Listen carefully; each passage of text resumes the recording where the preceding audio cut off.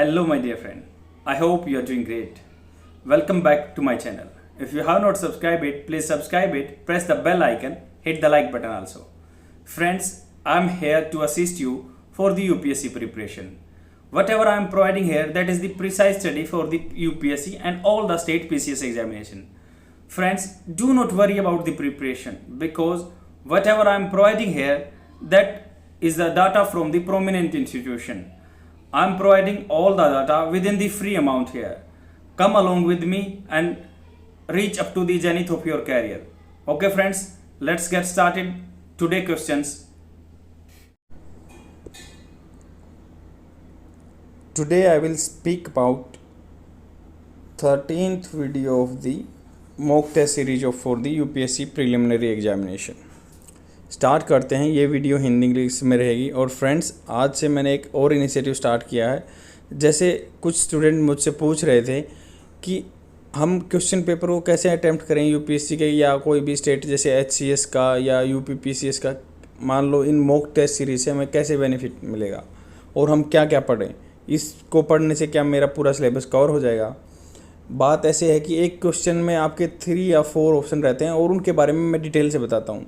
तो उनके पीछे एग्जैक्ट ये क्वेश्चन ना आके थोड़ा बहुत मान लो ट्रिक करके क्वेश्चन दे दिया जा सकता है, तो इससे आपका फुल सिलेबस कवर हो जाएगा। और आज मैंने क्या किया है, नीचे डाल भी दिया है जैसे उस किस पर्सपेक्टिव से वो क्वेश्चन को देख रहे हैं और क्या क्या हमें पढ़ना है। तो उसका मैंने क्या है ब्लू कलर दिया हुआ है। जो भी मान लो एग्ज़ाम पर्सपेक्टिव से जो आपको चीज़ फॉलो करनी है वो मैंने ब्लू कलर में दिया हुआ है और आंसर है उसको मैंने वैसे हाईलाइटर के कलर से किया हुआ है। स्टार्ट करते हैं। वीडियो हिंदी एंड इंग्लिश में रहेगी। Which of the following can be considered as assets for the RBI. RBI के लिए असेट्स क्या हैं? असेट्स एंड लाइबिलिटीज़ के बारे में पता होगा अगर आप इकोनॉमिक्स पढ़ रहे हैं, पिछले बहुत दिनों से मेरे लेक्चर फॉलो कर रहे हैं। तो फर्स्ट है currency note held by public. Public के पास करेंसी नोट्स हैं, क्या वो आरबीआई की एसेट्स हैं, पूंजी हैं? सेकेंड है बिल परचेज और डिस्काउंटेड, जो बिल परचेज किए हुए हैं या डिस्काउंटेड किए हुए हैं। थर्ड है ways and means advance, reverse repo rate, repo transaction. कौन सा स्टेटमेंट करेक्ट है आप अपना आंसर मार्क कीजिए। और फ्रेंड्स, साथ के साथ अटैम्प्ट करते रहोगे तो ऐसे लगेगा कि आप एग्ज़ाम में ही बैठे हैं, तो इससे आपको एग्जामिनेशन में कोई दिक्कत नहीं आने वाली। और फ्रेंड्स, रिसेंटली एचसीएस का पेपर हुआ तो मैंने देखा कि मोस्टली क्वेश्चन जो मैं कराता हूँ उसमें से आए हुए हैं। आप मेटिकुलसली फॉलो करो, आपको बहुत अच्छा बेनिफिट मिलेगा। ए है फर्स्ट एंड सेकंड, बी है सेकंड एंड थर्ड, सी है फर्स्ट एंड फोर्थ और डी है थर्ड एंड फोर्थ। तो इसका सॉल्यूशन बी है। स्टेटमेंट 1 इनकरेक्ट है। The total liabilities of the monetary authority of the country RBI. Monetary authority कौन सी है? आरबीआई है। Is called monetary base and high powered money. It consist of the currency notes and coins in circulation with the public. Public के पास जो पैसा circulation में है वो bank की आरबीआई की एसेट्स है।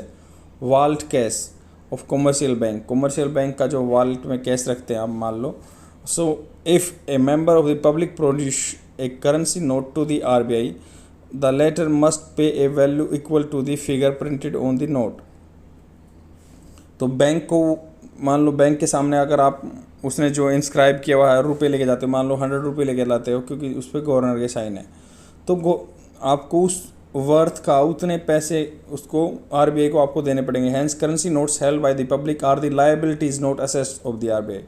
तो वो एक लायबिलिटीज़ है, आरबीआई की लायबिलिटीज़ है। मान लो आपको उसके पास करेंसी या नोट लेके जाते हो तो आरबीआई को उतनी पूंजी की चीज़ आपको देनी पड़ेगी, तो वो उसकी लायबिलिटीज़ होगी, असेट्स नहीं हुआ। सेकेंड स्टेटमेंट करेक्ट है। A negotiable instrument that one that gives the holder the right to receive state fixed sums on demand or at a fixed or determinable future time। तो एक negotiable instrument है जिस पे आप bargaining कर सकते हैं। Is one that give holder the right, जो रख रहा है उसके पास राइट रहेगा टू रिसीव फिक्स्ड सम्स और डिमांड और eight a fixed or determinable future time. मतलब उसको हम फिक्स कह देंगे कि इतने आपको रुपए मिलेंगे इसकी चीज़ में, वो प्रोड्यूस करेगा। तो when the RBI negotiates a bill payable on the demand side bill भी बोलते हैं, provides funder to hold the holder, funder से होल्डर के पास जाएगा at a free or interest. The facility is refer to as bill purchase.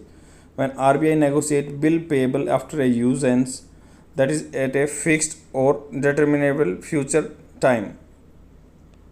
and provides funds to the holder at a discount. The facility is that referred to as bill discounting. In both the cases, the RBI earning a share of income in the form of the interest or discount.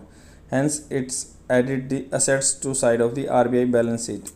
तो RBI balance sheet के bill purchase को उसमें assets माना गया है। Assets क्यों? क्योंकि इस पे ब्याज कमाता है ब्याज आरबीआई को पैसा मिलता है, ब्याज मिलता है, क्योंकि प्री डिटरमाइंड रेट पे आपने क्या है, बैंक ने बोला कि अगर आपको मैं ये इशू कर देता हूँ कोई भी बिल और उसके बाद आप मुझे दोगे तो उसको ब्याज की कमाई होगी, तो इसलिए वो असेट्स हो गए आरबीआई के। थर्ड स्टेटमेंट करेक्ट है। Ways and means is a facility for the both centre and states to borrow from the RBI under section 17 clause 5 of the RBI act 1934।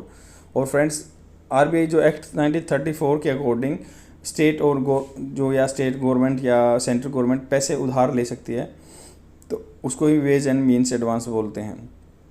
The RBI earn interest on these loans, hence this is added to the asset side of the RBI balance sheet. RBI जिससे ब्याज कमाता है वो asset side में ही आएंगे balance sheet में। Fourth है incorrect. Repo transaction under liquidity adjustment facility, LF बोलते हैं, marginal standing facility are treated as the lending and accordingly being shown under the loan and advance, whereas reverse repo transaction under liquidity adjustment facility are being treated as deposits, hence they are added to the liability side of the RBI balance sheet। जो आपके liquidity adjustment facility होती है, उस पैसे को आपको bank को RBI के अंदर रखना पड़ता है लिक्विडिटी एडजस्ट करने के लिए, या मार्जिनल स्टैंडिंग फैसिलिटी भी बोलते हैं। तो लोन एंड एडवांस बैंक देता है, या रिवर्स रेपो रेट क्या होता है? जब आरबीआई पैसा देता है बैंक को इतने ब्याज पे, और जब बैंक वापस मान लो आरबीआई को पैसा लोन पे देते हैं, उसको रिवर्स रेपो रेट बोलते हैं। तो उनसे क्या है, लाइबिलिटीज़ हैं आरबीआई को वापस देना पड़ेगा पैसा, तो उसको बोलते हैं लाइबिलिटी साइड में। और ये मैंने जो पर्सपेक्टिव से आगे ब्लू में दिया हुआ है उससे पता चलेगा कि आपको कैसे अटेम्प्ट करना है क्वेश्चन। जैसे कंटेस्ट क्या है, question related to the role and functioning of the RBI are generally asked in the UPSC preliminary examination. तो हमें अब देखो, ये टॉपिक मैंने आपको बता दिया कि आरबीआई की फंक्शनिंग के बारे में यूपीएससी प्रीलिमिनरी में एग्जामिनेशन में क्वेश्चन आते हैं। This question can be tackle with the help of the relocating real life example, like apply basic information regarding monetary policy. Monetary policy का बेसिक रूल कैसे है कि भाई आपको ब्याज मिल रहा है तो आपके एसेट्स हो गए, अगर आपको उसकी देना पड़ रहा पैसे तो लाइबिलिटीज़ होगी। The question talks about the assets of the RBI and asset is something for which we need to pay anything, मतलब हमें कुछ देना पड़ता है, उसको एसेट्स बोलते हैं। And which is at our disposal to be use at the free will, हमारी इच्छा चलेगी, mostly in times financial crunch. Statement 1 mention currency notes held by the public. Now recall a currency note of the value say 20 rupee. 20 rupee का recall कर लेके अपने पास पैसे जमा कर, then we all use in our day to day transaction. If one would have read the contents printed on the currency note पे क्या लिखा रहता है? One would note a phrase. क्या आपने नोट किया हुआ phrase? I promise to pay the bearer the sum of the 20 rupee. ये गवर्नर के साइन लिखे थे, तो बीरर जिसके पास है मैं उसको 20 रुपये अदा करने का मतलब प्रोमिस करता हूँ। What this denotes is that the currency held by the public is not the assets but a liability for the RBI. Since RBI has to pay that equivalent amount to a person if it presents the currency note, hence the currency note held by the public is not an asset but liabilities of the RBI. Therefore, first statement is incorrect. We can eliminate option, जैसे अब क्या है बता रहा है कि आपको कैसे एलिमिनेट करना है। जैसे ऑप्शन ए, क्योंकि उसमें फर्स्ट इनकरेक्ट है तो ऑप्शन ए एलिमिनेट कर देंगे, सी में एलिमिनेट करना। Now we are left with the only 2 option, B and D बच गए, क्योंकि बी एंड डी में भी अगर हम ट्रिक चलाते हैं तो उसमें हमारे 50% चांस हो जाएंगे। Statement 3 is commonly present in the both option B and D, hence it is correct. B and D में है तो दोनों में है तो बी करेक्ट ही होगा। फोर्थ स्टेटमेंट के बारे में, from the basic understanding of the monetary policy tool used RBI. Monetary policy tool जैसे होते हैं, इनसे क्या हुआ, मार्केट में पैसा कम करता है या ज़्यादा करता है RBI. We would know that in the reverse repo transaction it is the RBI which takes in money from the banks. RBI क्या करता है, बैंक से पैसा ले लेता है, उसके पास लैंडिंग करने के लिए कम पैसा रहेगा तो वो पैसे की जो सर्कुलेशन है उसको कम कर देगा, provides interest on it. Now since RBI has borrowed money from the banks it is a liable to pay them back the principal amount as well as interest, reverse repo rate बोलते हैं। Hence it is the liabilities of the RBI note its assets. This way can conclude that statement 4 is incorrect. This leaves us the only one option, that is B, which is the correct answer. तो B correct answer है। तो ऐसे ही देखो इस question में क्या है, सब कुछ बता दिया कि क्या आपको पढ़ना है, कैसे अटेम्प्ट करना है। तो मैंने पूरी आज वीडियो में जो ऐसे मतलब स्ट्रेटजी दी हुई है, कैसे आपको अटेम्प्ट करना है, कैसे आप क्या क्या पढ़ना है, तो मैंने ब्लू कलर किया हुआ है। अब नेक्स्ट से सब आपको पढ़ना है, मैं सिर्फ क्वेश्चन एंड आंसर करूँगा। ये आपके हिंदी में आंसर है। नेक्स्ट क्वेश्चन पे चलते हैं। With reference to the climate forcing, which of the following statements is or are correct? Climate forcing is related to the amount of energy we receive from the sun and the amount of energy we radiate back into the space. Climate forcing क्या होता है? जो related to the amount of energy we receive from the sun, sun से लेते हैं और amount of energy radiate back into the space. Second है, a positive forcing is one in which light aerosols from the volcanic eruption cool earth by the reflecting sunlight. Positive forcing क्या होता है? इनमें क्या लाइट एरोसेल्स हैं, light के जो air particles हैं from the sun volcanic eruption cool earth by reflecting sunlight, sunlight को रिफ्लेक्ट कर देते हैं। थर्ड है, a negative forcing is one which excess gassing और dark aerosols warm earth by absorbing sunlight, sunlight को absorb कर लेते हैं तो उसको पॉजिटिव बोलते हैं। कौन सा स्टेटमेंट करेक्ट है? आप अपना आंसर मार्क कीजिए। ए है फर्स्ट ओनली, बी है फर्स्ट एंड सेकेंड, सी है थर्ड ओनली, डी है फर्स्ट एंड थर्ड। तो इसका सॉल्यूशन ए है। फर्स्ट स्टेटमेंट करेक्ट है। Radiative forcing is the direct difference between the solar irradiance, मतलब सोलर जो सूर्य की सनलाइट है absorb by the earth and energy radiate back to the space. कितना एब्जॉर्ब कर लिया और कितना वापस छोड़ दिया अर्थ ने, तो उसको बोलते हैं forcing, radiative forcing. Changes to the earth radiative equilibrium that causes temperature to rise or fall over decadal period are called the climate forcing. Decadal होता है मतलब 10 साल में जितना चेंज आया है उसको climate forcings बोलते हैं। Hence climate forcing is related to the amount of energy we receive from the sun and amount of energy we radiate back into the space.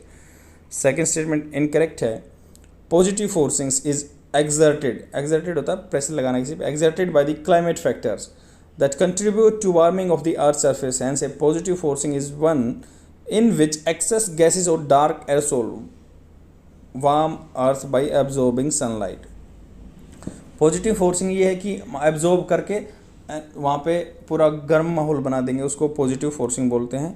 और रेडिएट बैक कर देंगे तो उसको नेगेटिव फोर्सिंग है, वो opposite में है। Negative forcing is exerted by the factors that cool earth surface. Hence a negative forcing in which light aerosols from the volcanic eruptions, ज्वालामुखी के जो एरप्शंस होता है लाइट एरोसोल्स, उससे मान लो एरोसोल्स क्या होता है, हवा में छोटे छोटे कण हो जाते हैं जो वोल्केनिक ज्वालामुखी के एरप्शन से होते हैं।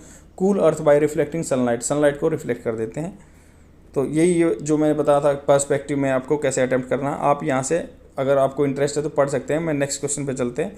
ये आपको अपने आप पढ़ना है, हर क्वेश्चन के साथ मैंने दिया हुआ कैसे क्वेश्चन आपको एग्जामिनेशन में अटैम्प्ट करना है, इससे आपको बहुत हेल्प मिलेगी। ये हिंदी में भी परीक्षा पे के नीचे लिखा हुआ है। 23rd पे चलते हैं। Consider following statements with reference to the strategic cooperation pact which was in the news recently. Strategic cooperation, strategic होता है जैसे आपके कोई वार प्लान से, स्ट्रेटजिक बोलते हैं उसको। कोऑपरेशन या सहयोग का पैक्ट, सिंधी कौन सा उसके रिसेंट में था न्यूज़ में। फर्स्ट है, it is a political economic and strategic pact sign by the China, USA and Iran. Second है, it lifts all sanction on Iran. Third है, it forms a part of the China belt and road initiative. आपने belt and road initiative के बारे में पता होगा कि ये सब जगह कंट्रोल करना चाहता है चाइना, साउथ चाइना सी में and all over the world. कौन सा स्टेटमेंट करेक्ट है? आप अपना आंसर मार्क कीजिए। ए है फर्स्ट एंड सेकेंड, बी है थर्ड, सी है सेकेंड एंड थर्ड और डी है फर्स्ट ओनली। तो इसका सॉल्यूशन बी है। फर्स्ट स्टेटमेंट इनकरेक्ट है। China and Iran, USA is not part of the agreement. USA agreement का पार्ट नहीं है। Have signed a 25-year strategic cooperation pact. China and Iran ने pact sign किया है क्योंकि हमने भी ईरान में चाबार पोर्ट डेवलप किया, उसके कंपटीशन में चाइना वहाँ पे लैंड कर गया है। Which includes political and economic strategic components. Political राजनीतिक और इकोनॉमिक पैसे के से रिलेटेड या स्ट्रेटजिक होता है वार संबंधी से कंपोनेंट्स को डेवलप करने के लिए पैक्ट उन्होंने साइन कर लिया चाइना एंड ईरान ने। आपको पता ही है चाइना की डीप पॉकेट्स हैं, वो बहुत रिच कंट्री है, वो दूसरों को डेप्ट ट्रैप में फंसा के वहाँ पे कंट्रोल करना चाहता है। It does not lift any of the, second statement incorrect है, it does not lift any of the sanction on Iran. Iran पे आपको पता ही है कि joint cooperation of the JCPOA बोलते हैं, तो जो न्यूक्लियर के 2015 की डील है, कॉम्प्रहेंसिव प्लान ऑफ एक्शन बोलते हैं, joint cooperation comprehensive plan of action, ये न्यूक्लियर डील भी बोलते हैं। तो उससे हटने की वजह से ईरान पे सेक्शन लगे हुए हैं कि भाई वो अपने जो यूरेनियम एनरिच्ड कर रहा है, जो मान लो न्यूक्लियर के लिए वेपन के लिए यूज़ कर सकता है, अब बाकी क्या है सोसाइटी में वो फैला रहा है कि मैं उसको अपने एनर्जी जनरेशन के लिए कर रहा हूँ, तो इसलिए USA ने उस पर सैंक्शन लगा दें। अदर कंट्री ने, जैसे इंडिया ने भी वहाँ से तेल वेल लेना बंद कर दिया due to USA pressure. But China क्या है, उसने कोई सैंक्शन नहीं हटाए। Further the agreement comes amid होता है in between a major push from the China to back Iran to deal with this continuing weight of the sanction reinstate by the USA after its withdrawal from the Iranian nuclear deal. तो वो reinstate करने के लिए sanction का इसका कोई relation नहीं है, वैसे ही ये प्रोजेक्ट स्टार्ट कर रहा हुआ। थर्ड स्टेटमेंट करेक्ट है, it forms a part of the China $1 trillion belt and road initiative. Trillion होता है जैसे billion, trillion, million, million 10 lakh, फिर 100 लाख बिलियन, और ट्रिलियन उससे भी 1000 lakh. A plan to fund infrastructure projects increase its influence overseas, समुद्र पार इन्फ्लुएंस पहुंचाना चाहता है। It will deepen relation between the Iran and China, would establish a blueprint for the, blueprint मतलब एक खाका तैयार हो जाएगा, blueprint for the reciprocal investment. Reciprocal मतलब रिवर्ट बैक, ईरान भी वहाँ पे इन्वेस्ट करेगा, investment in the fields of the transport, ports and energy and industry services. तो यहाँ पे इन्वेस्ट करेगा चाइना। यही पर्सपेक्टिव के आगे जो मैंने बताया था आपको कैसे अटैम्प्ट करना है, क्या आगे पढ़ना आपको, उसको दिया हुआ है। नेक्स्ट क्वेश्चन पे चलते हैं।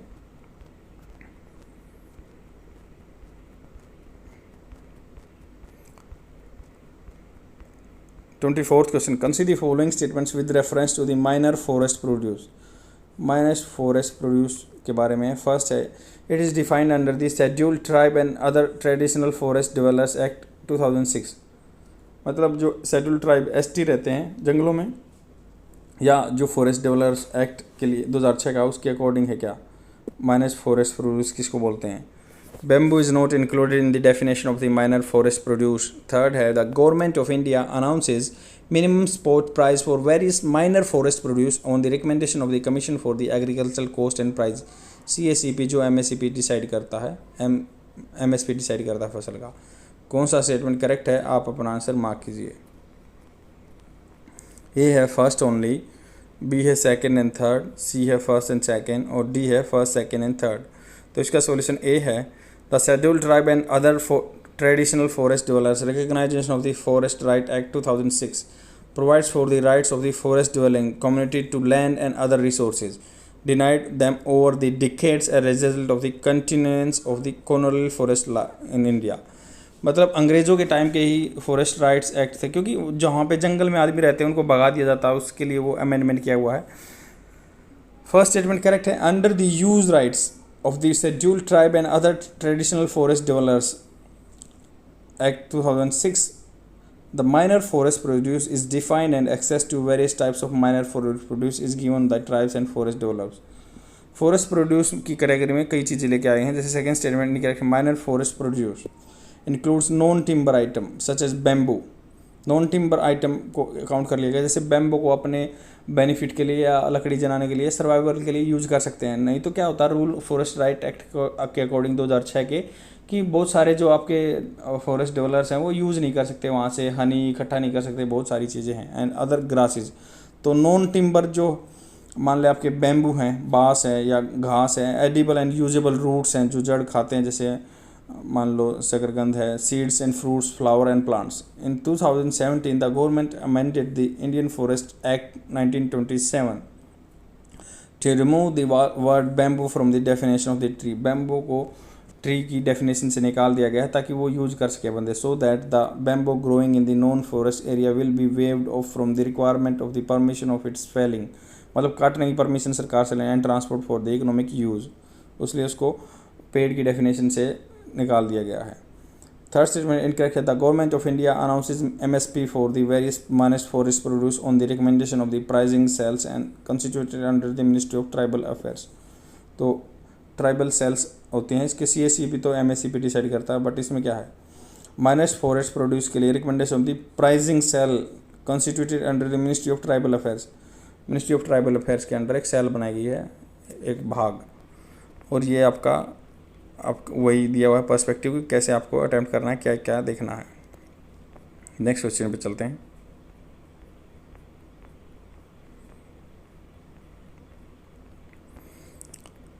और फ्रेंड्स, जैसे जो हिंदी के स्टूडेंट हो वो हिंदी से पढ़ सकते हैं, और इसलिए मैं आराम से स्क्रॉल कर रहा हूँ, वो वीडियो को बीच में स्टॉप करके हिंदी से अपना पढ़ सकते हैं, अपनी थॉट्स क्लियर कर सकते हैं। Which of the following criteria are considered by the conservation international to decide a particular area as a biodiversity hotspot.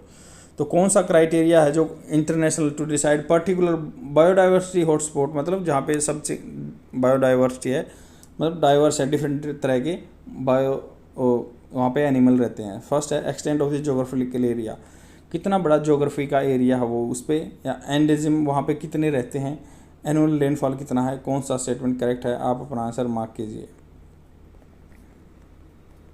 ए है सेकेंड ओनली, बी है फर्स्ट एंड सेकेंड, सी है फर्स्ट एंड थर्ड, और D है second and third. इसका solution A है। The term biodiversity hotspots was coined by the Norman Myers, scientist का नाम है नॉर्मन मेयर्स। तो वन लाइनर क्वेश्चन में ये भी आ सकता है, which can be defined as the regions which are known for their high species richness and endemism. ज़्यादा से ज़्यादा स्पीसीज रहते हैं, ये बायोडाइवर्सिटी हॉटस्पॉट उसको बोलते हैं, एंडेजम रहते हैं, वहीं पे रहते हैं, एंडेजम मतलब वहीं पे रहते हैं पर्टिकुलर एरिया में। सेकंड स्टेटमेंट करेक्ट है। According to the conservation international, ये एक ऑर्गेनाइजेशन है conservation international, a region must fulfil the following two criteria to qualify as a hotspot. The region should let at least 1500 species, 1500 species रहने चाहिए of vascular plants, जहाँ पे जिनमें vascular जिंदा रहते हैं, सांस लेते हैं, सब। It should have a high degree of endemism, मतलब वहीं पे मिलने चाहिए ज़्यादा से ज़्यादा 1500। इट मस्ट कंटेन 30% और less of its original habitat. It must be threaten, वो थ्रेटेंड भी रहने चाहिए, मतलब उनको खतरा हो लुप्त होने का। Statement first and third incorrect है। Extent of the geographical area and annual रेल फंड are not mention in the life criteria of the qualifying area as a biodiversity hotspot. Rain का कोई जिक्र नहीं किया गया है, जोग्राफिकल एरिया का जिक्र नहीं किया गया है, तो बायोडाइवर्सिटी हॉटस्पॉट का उससे कोई कनेक्शन नहीं है। स्पीसीज़ का है 1500 स्पीसीज रहने चाहिए, एंडेमिक रहने चाहिए, वहीं के रहने चाहिए।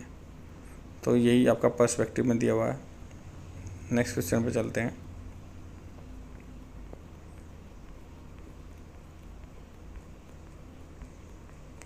With reference to the T-bill, treasury bills, consider the following statement.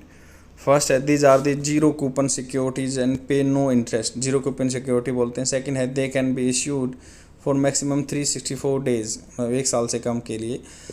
Third है, they form a part of the revenue receipt of the central government. कौन सा स्टेटमेंट करेक्ट है, आप अपना आंसर मार्क कीजिए।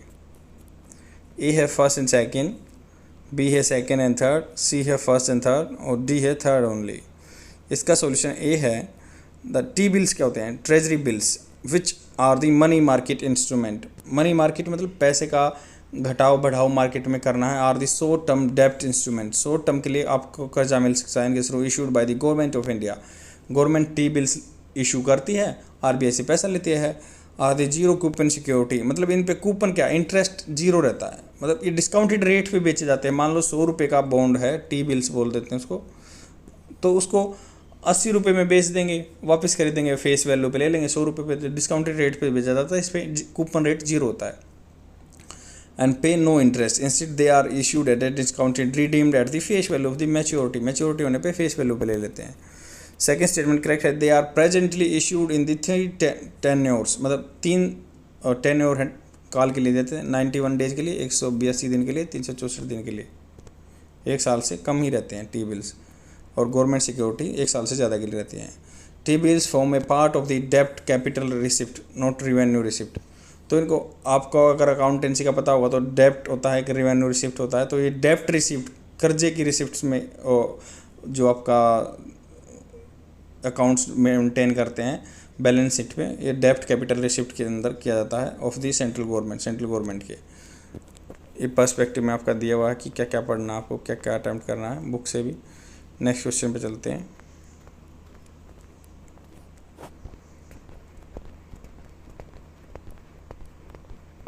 Which of the following services is or are provided by the OTT platform OTT over the top media services। OTT platform Hotstar वगैरह आपने देखे होंगे। और इसके बारे में क्वेश्चन आपका कल जो आपका HCS का एग्जामिनेशन मैंने देखा था, पेपर देखा था, उसमें भी क्वेश्चन था कि जूम क्या है, OTT प्लेटफॉर्म है, कुछ ऐसे आया था क्वेश्चन। तो वैसे ही क्वेश्चन है, क्वेश्चन हमेशा ही रिलेटेड रहते हैं किसी भी एग्जामिनेशन में। Video calling, voice calling, messaging service, video and audio streaming. तो कौन सा स्टेटमेंट करेक्ट है, आप अपना आंसर मार्क कीजिए। ए है थर्ड एंड फोर्थ, बी है फोर्थ, सी है फर्स्ट एंड सेकंड और डी है फर्स्ट सेकंड थर्ड फोर्थ। तो OTT प्लेटफॉर्म क्या प्रोवाइड करते हैं, चारों सर्विस प्रोवाइड करते हैं। Recently the government has brought the OTT platform under the ambit of the ministry of information and broadcasting for the monitoring. क्योंकि क्या है, ये बहुत सारी जो वेब सीरीज़ हैं बिल्कुल वल्गर, उसमें वल्गैरिटी दिखा रहे थे, तो इसलिए क्या है उनको ministry of information and broadcasting के अंडर ले लिया गया है, ताकि उन पर भी कुछ रेस्ट्रिक्शन इम्पोज हो सके, उनको भी कैटेगराइजेशन किया जा सके। नहीं तो वो क्या है इनह्यूमेन जो कंडीशनैलिटीज़ हैं वो दिखाते हैं मूवी में, और कई बार वो रियलिटी से भी रिलेट करते हैं, पॉलिटिक्स के बारे में रहती हैं, कुछ ऐसे भी रहता है, या सेक्सुअल अराउजल के लिए भी सोसाइटी के एथिक्स के खिलाफ अपोजिट है वो। And over the top media services also known as the video streaming platform or online video platform is a media service offered directly to the viewers via internet. मतलब internet से ही होते हैं, Netflix वगैरह जो भी आपके प्लेटफॉर्म है, ये बस ऑनलाइन वीडियो प्लेटफॉर्म है, media service offered direct to the viewers via the internet. OTT bypasses cable, broadcast and satellite television, इनको और बाईपास कर देता है। The types of the company which traditionally परंपरागत act as a controller and distributor for the such content. It has been used to describe no-carrier cell phones where all communications are charged at the data.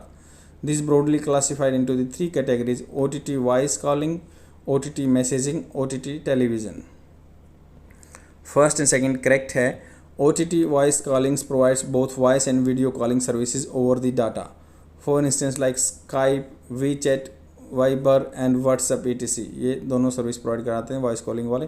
Use open internet communication protocols to replace and sometimes enhance existing operator control services, voice and video calling offered the mobile phone operators.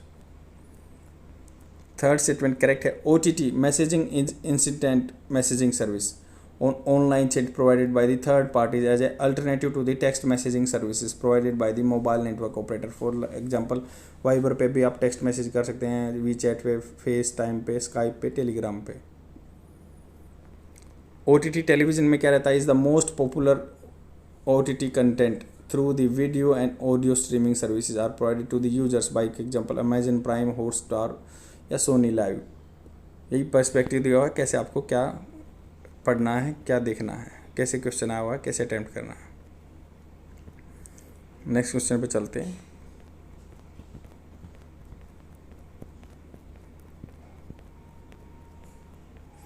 और friends ये video एक student ने मुझसे पूछा था, इसलिए मैंने ये नया इनिशिएटिव स्टार्ट किया। पर्सपेक्टिव की वजह से क्या पढ़ना है, क्या बंदे को नोट करना है, कैसे एग्जामिनेशन में इसका इन क्वेश्चन पेपर के थ्रू कैसे सिलेबस कवर होगा। अगर वो स्टूडेंट देख रहा है यहाँ पे मेरे वीडियो प्लेटफॉर्म पे, प्लीज़ कमेंट में वो उसको इनिशिएटिव कैसे लगा वो बता सकते हैं। With reference to the Mohiniyattam consider the following statement. Mohiniyattam के बारे में स्टेटमेंट है, it is a folk dance belonging to the state of the Kerala. Second है the Tribhanga posture is innate and exclusive to it. Innate मतलब यहीं से जन्मजात हुआ था, क्या इसका जन्म हुआ था। एंड एक्सक्लूसिव स्पेशल उसी के लिए बना हुआ है, exclusive. It has a lasya element as its dominating aspect. Which of the statements given above is or are correct. A है फर्स्ट एंड सेकेंड, बी है थर्ड, सी है फर्स्ट एंड थर्ड और डी है सेकेंड ओनली। इसका solution B है। Mohiniyattam is a classical dance which originated from the Natya Shastra from the state of the Kerala. Mohiniyattam क्या है, अब ये मान लो कल्चरल डांस में आ जाएगा। मोहिनीअट्टम कहाँ से है, केरला से है। अट्टम जिसमें आ गया ना वो केरला का डांस है।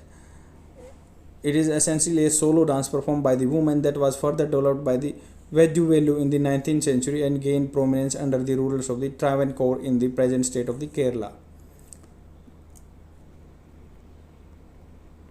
सेकेंड स्टेटमेंट इनकरेक्ट है। The Tribhanga posture, tribhanga posture Nataraja की अपनी मूर्ति देखी होगी, उसको त्रिभंगा पोस्चर है। The three bended form of the body is mainly as a component of the Odissi dance form. Though there is no direct reference to the tribhanga is Mohiniyattam. Mohiniyattam में कुछ ऐसा पोस्चर नहीं है।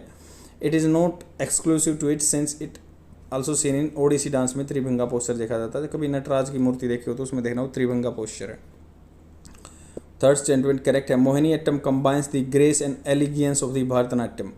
नाट्यम जिसमें आ गया वो तमिलनाडु का, देख लो। With the vigour of the Kathakali. Kathakali कहाँ का है आपको बताना है, केरला का डांस है ये। There is a mark absence of the thumping foot स्पेट and the foot work in the gentle. Gentle है, थम्पिंग नहीं है, फुट का जो पैरों का काम है इसमें। Mohiniyattam generally narrates the story of the feminine dance of the Vishnu. मतलब विष्णु ने नारी का अवतार लिया था, उसको फेमिनाइन बोलते हैं कि नारी के अवतार के डांस के बारे में बात करेंगे। The lasya aspect, the beauty and grace बोलते हैं लाइसा को, lasya of the dance is dominate in the Mohiniyattam recital. Mohiniyattam के डांस में होता है। ये आपका पर्सपेक्टिव दिया हुआ है कि क्या क्या आपको ऑब्जर्व करना है, कैसे अटेम्प्ट करना है। नेक्स्ट क्वेश्चन पे चलते हैं।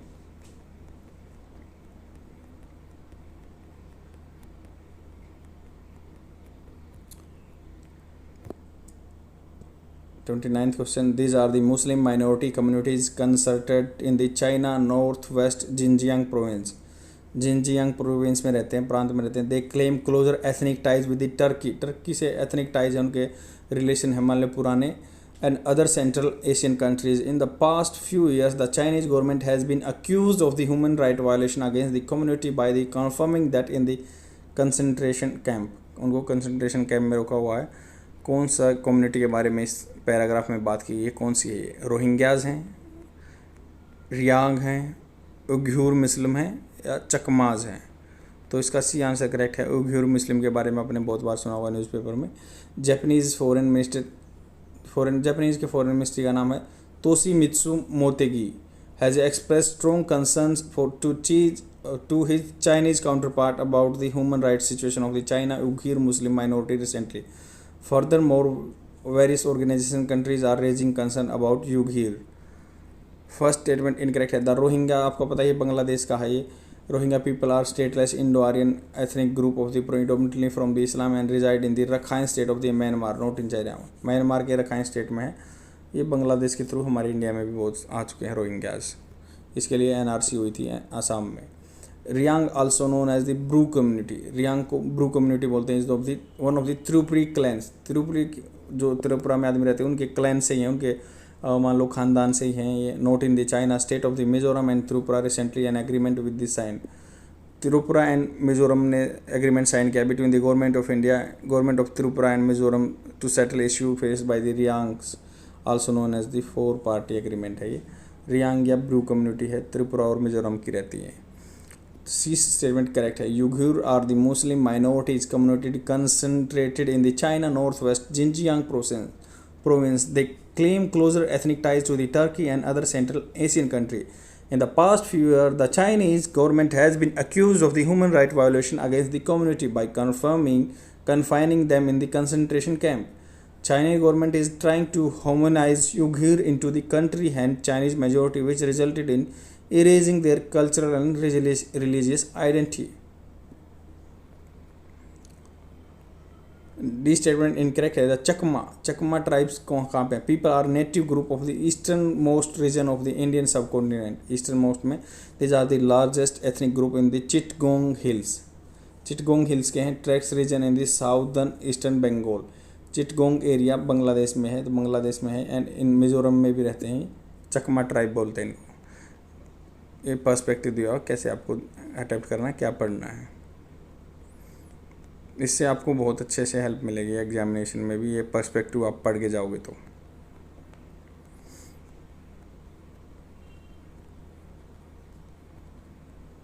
लास्ट क्वेश्चन है with reference to the Indus river consider the following statements. Indus river के बारे में स्टेटमेंट दिया हुआ है। It originates near the Baralacha La pass in the Lahaul and Spiti. जैसे ऐसे ही क्वेश्चन भी बहुत आते हैं। जैसे HCS में मैं आपको बताऊं कि नुब्रा वैली का क्वेश्चन आया था, वो किसके बीच में है। अगर फ्रेंड्स आपने मैप नहीं देखा तो एक बार देखना नुब्रा वैली कौन कौन से हिल्स के बीच में है JNK में। तो इट्स ओरिजिनेट नियर दी, यहाँ पे अभी बात कर लेते हैं कि भाई इंडस रिवर के बारे में बात की। It originates near the Baralacha La pass in the Lahaul and Spiti. It is joined by the Zanskar river near Leh. It is joined by the river Satluj at Harike in Punjab. River Kabul from the Afghanistan join rivers Indus near Attock. कौन सा statement correct है, आप अपना answer mark कीजिए। A है first and second, B है third and fourth, C है first and third और डी है सेकंड एंड फोर्थ। इसका डी सॉल्यूशन करेक्ट है। The river Indus rises from the lake Mansarovar in the Tibet. Tibet जो Mansarovar lake है Tibet से originate होती है Indus river. The river Chenab originates near the Baralacha La in the Lahaul and Spiti. तो इसलिए इनकरेक्ट है क्योंकि चेनाब रिवर वहाँ से बारलच्छा ला से ओरिजिनेट होती है, लाहौल एंड स्पीति के पास जो जगह है। The Indus river is joined by the Zanskar river near Leh. It is one of the major tributaries of the Indus river. और रिवर के बारे में भी मान लो मैं आपको बताता हूँ, HCS में आया हुआ था कि चेनाब रिवर है जो ना, झेलम रिवर का आया हुआ था। झेलम रिवर कहाँ से ओरिजिनेट होती है, ये HCS में एक क्वेश्चन था इस तरह का। The Indus river in the joined by the Zanskar river near Leh. It was of the major tributary of the Indus river का है, तो जस्कर इसको ज्वाइन करती है, करेक्ट है। थर्ड स्टेटमेंट इनकरेक्ट है। It is not joined by the Sutlej at Harike in Punjab. The Beas river joins Sutlej river near Harike. तो ब्यास नदी हरीके पंजाब में इसके साथ मिल जाती है इंडस के साथ। The Indus river joins the Panchnad. Panchnad कौन सी हैं, झेलम, चेनाब, रवि, ब्यास, सतलज नियर मिथन कोट इन पाकिस्तान। पाकिस्तान में 5 नदियाँ मिल जाती हैं, झेलम, चेनाब, रवि, ब्यास, सतलज। उस जगह का नाम मिठन कोट है, मिठाई से याद रख सकते हैं, मिठाई का कोट। River Kabul from the Afghanistan join river Indus near Attock. Afghanistan से भी रिवर आती है जो ज्वाइन करती है इसको। काबुल नाम है रिवर का, अटोक को पर्सपेक्टिव दिया हुआ है, इसको आप पढ़ सकते हैं। ये आपका हिंदी में आंसर प्रोवाइड किया हुआ है।